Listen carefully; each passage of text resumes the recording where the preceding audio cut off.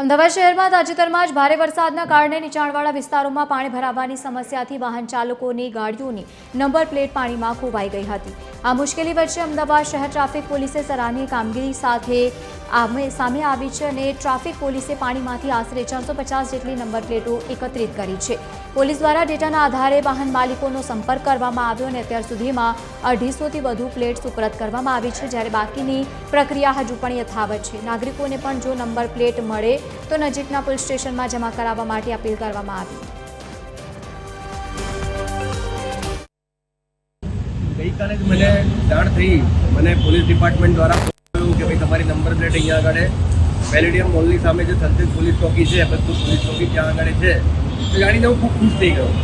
અહીંયા આગળ જોયું તો મને જે સરળ કામગીરી જે પ્રમાણેનું મેનેજમેન્ટ બનાવ્યું છે, દરેક લગભગ 50+ ગાડીઓની નંબર પ્લેટ અહીંયા પડી છે અને બધા નંબર પ્લેટને એ લોકો એટલી સરસ રીતે મેનેજમેન્ટ કરીને એક એક ગાડીના માલિકને સુપ્રત કરી રહ્યા છે। પાણી ઓસરે અત્યારે જે નંબર પ્લેટ્સ મળી આવી છે એવી 450 કરતાં વધારે નંબર પ્લેટ્સ જે તે પોલીસ સ્ટેશન ટ્રાફિકના છે ત્યાં આગળ જમા કરાવવામાં આવી છે।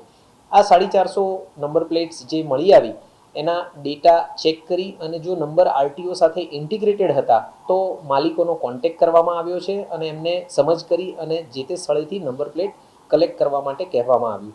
તો આવા 250 કરતાં વધારે વાહન ચાલકોને એમની નંબર પ્લેટ પરત કરવામાં આવી છે। હાલ પણ આ પ્રક્રિયા ચાલુમાં છે અને અમે એના ઉપર કામ કરી રહ્યા છીએ।